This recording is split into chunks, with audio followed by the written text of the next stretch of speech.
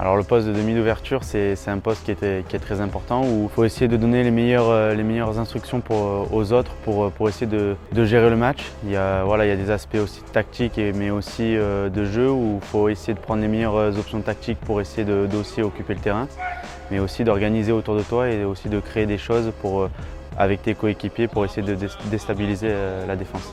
Avec le 9, on parle beaucoup sur le terrain. Quelquefois, c'est moi qui annonce parce que j'annonce en premier, donc du coup, pour que ça fluidifie le jeu, c'est moi qui a la priorité sur les annonces. Mais des fois, quand le 9 annonce quelque chose avant moi, on lui fait confiance et voilà, donc on alterne un peu tous les deux.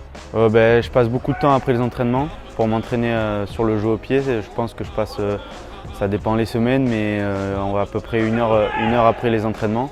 Donc voilà.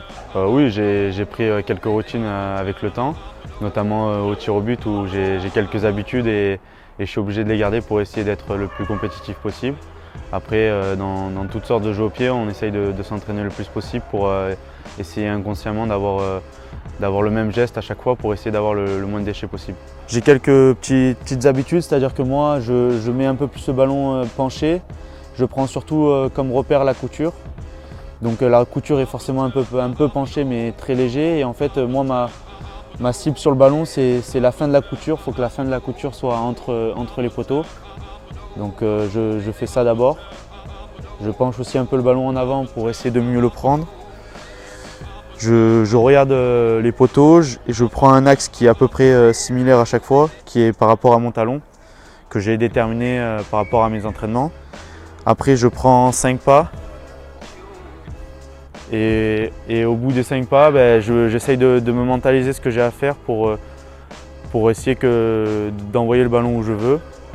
Et par exemple, le plus important, c'est de bien finir après le ballon et de continuer presque à courir vers la cible.